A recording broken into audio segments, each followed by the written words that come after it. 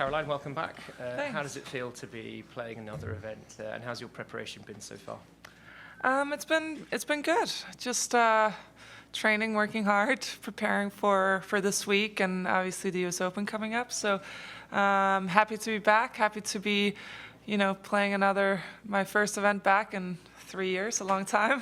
A lot has happened since then for me, but here we are, and yeah, it's going to be exciting on Tuesday. Great. Who would like to ask the first question? Yeah, John?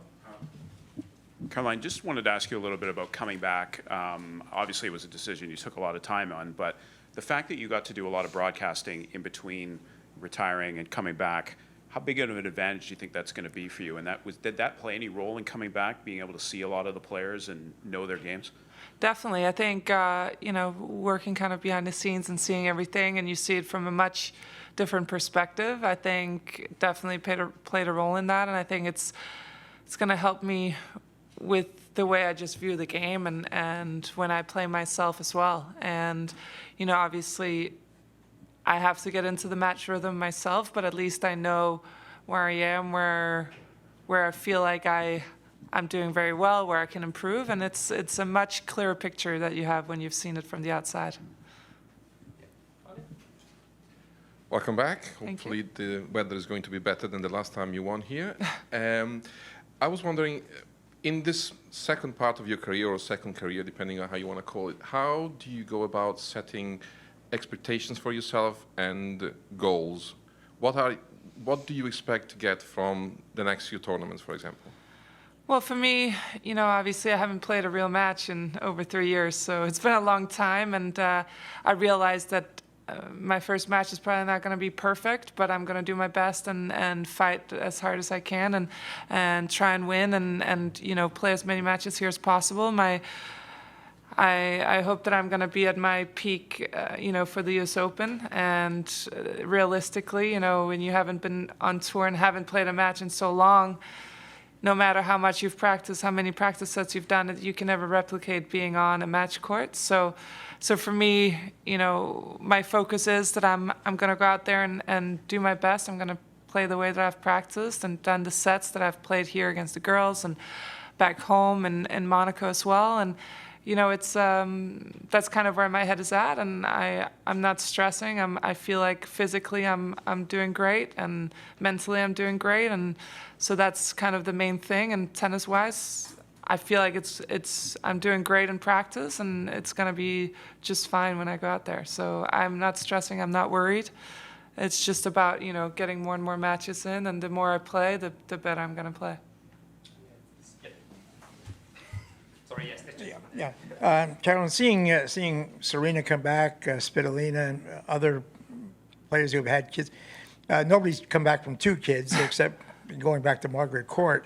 Did that play any role in your decision to come back, seeing them come back and playing well? I think it's great to see them come back and play well, and I think definitely that's a motivation for a mom to think, okay, if they can do it, you can do it too. And it's great to see. We have a lot of moms on tour now, and it's not easy logistically as well, with having children and traveling with them and doing all of that. But, it's so worth it, and I'm very excited for this chapter, not only for me, but for the kids. And, Olivia has had a blast so far these last 4 or 5 days we've been here.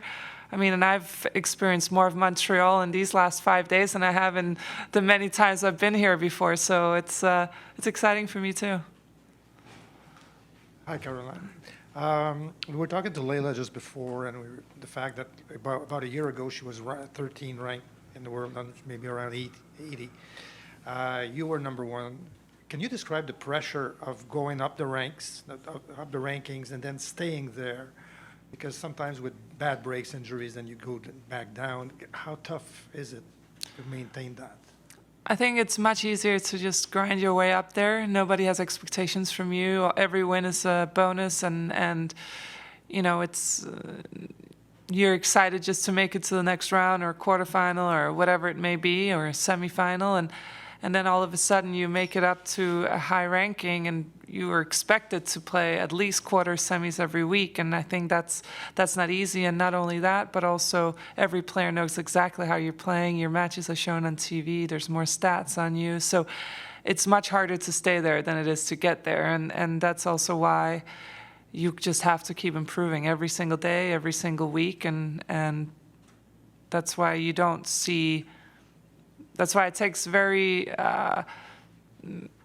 special talent and work and luck and everything else to really stay at the top of the game for a long, long time. And What did you do personally when you became number one in 2010, 2011? How did you handle that? Did you do anything special to make sure that you had? Honestly, for me, it's always been the same. I always want to be the hardest worker, and I prided myself on being the hardest worker on tour. Whether that was true or not, I don't know, but I believed that I would be out there and working harder than anyone, and that gave me the confidence when I was on the court that no matter what, I've worked hard to be in this position, and in important moments, I'm ready to step up and step in and be ready for whatever comes at me next. Just at the front. Hi.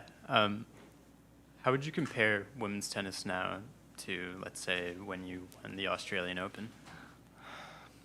I mean, it hasn't been that many years. It's not like I'm coming back like 20 years later. So, I mean, I would think it's similar, but obviously I think all the time there's new people coming up, and there's, I think you'll continue to see more and more power, but then at one point, I think you also are now starting to see, going back to seeing a lot of different varieties of players too. You have players that slice and play topspin and try and take the pace away, because there are some very strong women out there that really hit the ball so hard that it's hard unless you really try and break their rhythm. So I like to see that there's different styles of play out there at the moment. Welcome back. Thank you. You were talking about the logistic. What's the biggest logistic headache of being a mom and played tennis? I think, honestly, the flight over here was a little tricky. It's a day flight, so it was entertaining two kids. It's not easy, but honestly, they did amazing, and I'm always so amazed by how resilient they are and how you think of all these things that can't go wrong, and they were just perfect. They were great. I was tired after, but you know what? It was all good. They did amazing. I'm very proud of them. And then their jet lag was basically nothing. So they did much better than I expected, and they're doing great. And I think at the end of the day, it's more like the hotel rooms and the cars and the car seats. Those are the things that you never think about before, and now it's like, wow, wait, so we need this room, and all of a sudden, you're renting out like a whole floor at a hotel for your like group of people. But it's all good. It's all worth it. I couldn't have done it without having my family here. I love having them here, and it makes me so happy. And even now, Olivia's probably eating lunch or going down for her nap, and then when she wakes up, we'll have a fun afternoon. And with James as well, he's crawling around everywhere, and it's just so fun to see their sibling bond and just see a city through the eyes of a little toddler that is so excited to see a new place. We'll just make sure everyone gets at least one question. Courtney? Caroline, welcome back. Thank you. What's it been like kind of sliding back into like WTA locker room life, like just seeing players, probably not a lot of new faces, maybe a little bit to you, but also a lot of familiar ones, and what's been the vibe like on that end? It's been good. I think I've always had a lot of friends on tour and been very friendly with most players. So it's been good. I have been practicing pretty early and just kind of doing my thing and then getting out just like usual. But I've seen a lot of the players here, and I feel like they feel like I've never left, and I feel like it's just kind of back to normal. So not much has changed, and it's good to be back. Follow up, yeah. Yes, if I may, you probably remember Kim Clijsters after she came back in 2009 winning the U.S. Open. How much of an inspiration is that? I do remember because she beat me in the finals I of know. the US Open, yes. But still, you have the same role now. You're in Yeah. the, a similar No. role. I'm sorry. No, it's okay. This is about Everyone souvenir. does this to me, so I guess it's okay. No, it's Do you fine. think you can?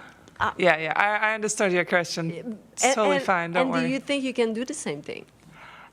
Yeah, I definitely believe in myself. I believe I can do it. I wouldn't be here if I didn't believe in that. Obviously, what Kim did was absolutely amazing. She showed up here after having, a child, and I think she was, how old was she? I think she was about 18 months or so at the time. So yeah, she came back here, won Cincy, is that right? Did she win here, win Cincy, and then win the US Open? Or was she either way, she went far in these two tournaments. I think she went far and pulled out. Okay. Either way, she ended up winning the US Open, and that's absolutely incredible when you haven't played much in a while. So again, that's why for me it's important, I want to get as many matches in as I possibly can, and practice sets and whatever it takes before the US Open, because I want to be at my best when I get to there. And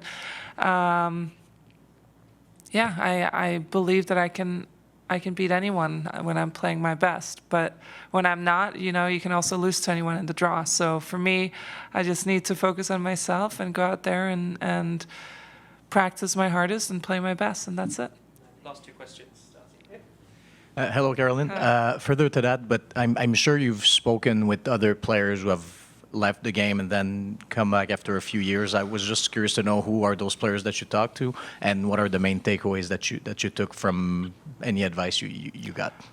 Well, I talked to Kim a little bit, and then I talked to Serena, obviously. But again, Serena is just on a different level, tennis-wise. When she was playing her best, it was just impossible to basically beat her. So, she probably has a different perspective of coming back than what I'm going to have. And Kim obviously came back and played absolutely amazing. But for her, it was just, go out and enjoy it, have fun, work hard, and that's really it. I don't think at this point in my career and a lot of the players' careers that have been on tour for a long time, you know how to play your game, you know what you need to improve on or what you're doing great, but at the end of the day, a lot of it is mental, and you need to, in important moments, be able to step up and play your best, really, and not fear of failure, because at the end of the day, you gotta want to take your opportunity and take your chances. And I'm here. I've got nothing to lose. I have already done so much in my career and basically ticked off most of the goals that I had set. But I'm here because I love to compete. I love the sport, and I feel like I still have a lot to give to the sport. And doing it with the family just makes it so much more enjoyable. And then last question to Courtney. Caroline, what was tougher, training for the marathon or getting ready for Tuesday, for this whole process of getting back? That's a good question. I feel like, honestly, I kept myself in great shape throughout the pregnancies. I was working out every day in the gym and doing all of that. I hadn't touched a racket in a very long time. And then coming back, and that was probably the hardest part, just, getting the consistency of being on court. And there's little knickknacks that, from being tennis specific that you kind of deal with, and probably getting a little older too. But at least my body knew it kind of got into the rhythm pretty quickly. Whereas a marathon, when I think about how I felt halfway through that marathon, I'm like, whew, that was probably not the smartest thing to do at that point in time. But you know what, I did it, I'm very proud of it. And one day when I probably get amnesia from how hard it was, I'll probably do it again. Great. Thank you very much. Thanks, guys. Thank you. Thanks.